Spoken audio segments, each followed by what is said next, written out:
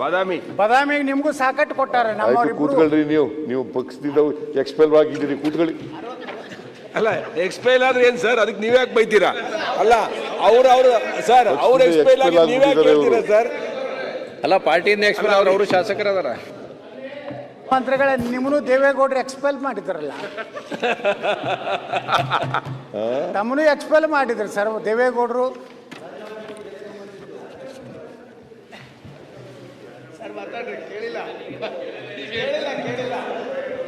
ಸನ್ಮಾನ್ಯ ಮುಖ್ಯಮಂತ್ರಿಗಳೇ, ತಮ್ಮನು ಸಹ ಅಹಿಂದ ಹೋರಾಟ ಮಾಡಿದ್ದಕ್ಕೆ ದೇವೇಗೌಡರು ಎಕ್ಸ್ಪೆಲ್ ಮಾಡಿದ್ರು. ಹೌದು, ಯಾರ್ಯಾರು ಎಕ್ಸ್ಪೆಲ್ ಮಾಡ್ತಾರೋ ಅವ್ರು ಮುಖ್ಯಮಂತ್ರಿಗಳು ಆಗ್ತಾರ.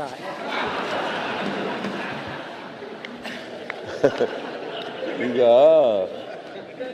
ನೀವು ಮುಖ್ಯಮಂತ್ರಿ ಆದ್ರೆ ಬಹಳ ಸಂತೋಷ. ಯಾವ ಪಾರ್ಟಿಯಿಂದ ಆಗದು? ನೀವು ಯಾವ ಪಾರ್ಟಿಯಿಂದ ಆಗದು? ಬಿಜೆಪಿಯಿಂದ ಎಕ್ಸ್ಪೆಲ್ ಮಾಡಿಬಿಟ್ಟಿದ್ದಾರೆ. ನೀವು ಒಂದು ಹೊಸ ಪಕ್ಷ ಮಾಡಿ ಚೀಫ್ ಮಿನಿಸ್ಟರ್ ಆಗ್ಬೇಕಾದ್ರೆ ನಾನ್ ಅಡ್ಜಸ್ಟ್ಮೆಂಟ್ ಪೊಲಿಟಿಕಲ್ ಪಾರ್ಟಿ. ಈಗ ಯತ್ನಾಳ್ ಅವರೇ ಒಂದು ಹೊಸ ಪಕ್ಷ ಮಾಡ್ಲಿ ಪಾಪ. ಮುಖ್ಯಮಂತ್ರಿಗಳೇ, ಸನ್ಮಾನ್ಯ ಅಧ್ಯಕ್ಷರೇ, ಪಕ್ಷದ ಹೆಸರು ಹೇಳಿ. ನಾವು ನಾನ್ ಅಡ್ಜಸ್ಟ್ಮೆಂಟ್ ಪೊಲಿಟಿಕಲ್ ಪಾರ್ಟಿ ಮಾಡಕತ್ತೀವಿ. ನಮ್ಮ ಪಾರ್ಟಿದಿಂದ ಏನಾರ ಈ ಬಿಜೆಪಿಗೆ ನುಕ್ಸಾನ ಆಗಬಾರ್ದು ಅಂತ ಅಂಜಲಕತ್ತೀವಿ. ನಿಮಗೆ ಲಾಭ ಆಗಿಗಿತ್ತು ಹೇಳಿ. ನಮಗೆ ಲಾಭ ಆಗ್ಬೇಕಾದ್ರೆ ನೀವು ಒಂದು ಹೊಸ ಪಾರ್ಟಿ ಮಾಡಬೇಕು. ಅದಕ್ಕೆ ಹೆಂಗಾದರೂ ಇದು ಮುಖ್ಯಮಂತ್ರಿ ತಮ್ಮದು ಕೊನೆಯ ಅವಧಿ ಇದೆ, ಮುಂದಂತರೂ ನೀವು ಮುಖ್ಯಮಂತ್ರಿ ಆಗೋದಿಲ್ಲ ಅಂತ ಹೇಳಿಬಿಟ್ಟಿರಿ. ನಾನು ಮುಖ್ಯಮಂತ್ರಿ ಆಗಲ್ಲ, ಹಾಂ, ನೆಕ್ಸ್ಟ್ ಮುಖ್ಯಮಂತ್ರಿ ಆಗಲ್ಲ. ನೀವು ಆಗ್ಬೇಕಂತಿದ್ದೀರಲ್ಲ, ಅದಕ್ಕೋಸ್ಕರ ಹೊಸ ಪಾರ್ಟಿ ಮಾಡಿ. ಅದೇ ಸರ್, ಈಗ ನೀವು ಮುಖ್ಯಮಂತ್ರಿ ಆಗೋದಿಲ್ಲ ಅಂದ್ರೆ ನಿಮ್ಮ ಏನು ಓಟ್ ಅದೋ ಎಲ್ಲ ನಮ್ಮ ಕಡೆ ಬರ್ತಾವೆ, ನಾವು ಮುಖ್ಯಮಂತ್ರಿ ಆಗ್ತೀವಿ. ಯಾವ ಕಾರಣಕ್ಕೂ ನಮ್ಮ ಓಟ್ಗಳು ಇವ್ರ ಜೊತೆ ಹೋಗಲ್ಲ. ಯಾಕಂತಂದ್ರೆ ಇವರು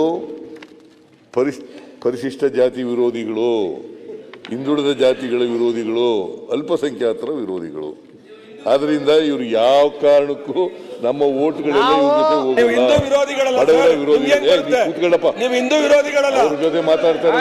ಸನ್ಮಾನ್ಯ ಅಧ್ಯಕ್ಷರೇ, ಈಗ ನಾವು ನಿಮ್ಮ ಅತ್ಯಂತ ಪ್ರೀತಿಯ ಶಿಷ್ಯ ರಾಜಣ್ಣವ್ರು ಕೂಡ ಪಾರ್ಟಿ ಮಾಡ್ತೀವಿ. ಅದ್ರ ಜೊತೆಗೆ ನಾವು ಬರೇ ದೇಶದ್ರೋಹಿಗಳ ವಿರೋಧಿಗಳು, ನಾವು ಪರಿಶಿಷ್ಟ ಜಾತಿಯ ವಿರೋಧಿಗಳಲ್ಲ. ನಮ್ಮ ದೇಶದ ಎಲ್ಲ ಜನಾಂಗ ಬಹಿರಂಗವಾಗಿ ಟೋಪಿ ಹಾಕಿರೋರು ಓಟ್ ಬೇಡ ಅಂತ ಹೇಳೋರು ಯಾರು? ಓಟ್ ಬೇಡ ಅಂತ ಹೇಳೋದು ನಾನೇ ಬಿಡ್ರಿ. ಅದ್ರಾಗೆ ಇವರು ದೇಶದಲ್ಲಿ ಅವರು ಓಟ್ ಬೇಡ ಅಂತ ಹೇಳೋದು ನಾನೇ. ಏನು ಅದಕ್ಕೇನು ಭಯ ಇಲ್ಲ, ಅಂಜಿಕಿಲ್ಲ, ಏನು ಯಾರ್ದು ಬಿಡೇ ಇಲ್ಲ. ಆಯ್ತು ಸಬ್ಜೆಕ್ಟ್. ಅದಕ್ಕೆ ನೀವು ಯಾವ ಕಾರಣಕ್ಕೂ ಮುಖ್ಯಮಂತ್ರಿ ಆಗಲ್ಲ, ಅಧಿಕಾರಕ್ಕೆ ಬರೋದೂ ಇಲ್ಲ. ನೆಕ್ಸ್ಟ್ ಎಲೆಕ್ಷನ್ನಲ್ಲಿ ನೀವು ಪೂರ್ಣವಾಗಿ ಸೋಲ್ತೀರಿ. ನೀವು ಸೋಲ್ತಿರೋ ನಾವು ಸೋಲ್ತೀವೋ, ನಾವು 130 ಬಂದು ನಿಮ್ಮ ಜಾಗದಾಗ ನಾವೇ ಬಂದ್ಕೊಂಡಿರ್ತೀವಿ. ಬಹಳ ಸಂತೋಷ, ಬಹಳ ಸಂತೋಷ. 2028ರಲ್ಲಿ ಯಾವ ಪಾರ್ಟಿಯವರು ಹೇಳಿ? 2028ರಲ್ಲಿ ನಮ್ಮ ಪಕ್ಷನೇ, ಕಾಂಗ್ರೆಸ್ ಪಕ್ಷನೇ ಮತ್ತೆ ಅಧಿಕಾರಕ್ಕೆ ಬರುತ್ತದೆ. 100ಕ್ಕೆ 100 ಸತ್ಯ.